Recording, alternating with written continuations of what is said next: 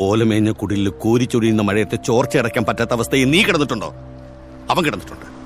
അവന്റെ മൊത്തം കുടുംബം കിടന്നിട്ടുണ്ട്. ഞാനിപ്പോ ചെല്ലുന്നത് ഒരു പഴയ ഫിലിം ക്യാമറയിൽ ചെന്ന് പതിയാൻ പോകുന്ന ഒരു ചിത്രത്തിലേക്കല്ല. കഴിഞ്ഞ ഒരുപാട് നാളുകളായി ഞാൻ കാണുന്ന എന്റെ സ്വപ്നത്തിലേക്കാണ്. എന്റെ കുടുംബം, എന്റെ സ്വപ്നം, എന്റെ സ്വർഗരാജ്യം.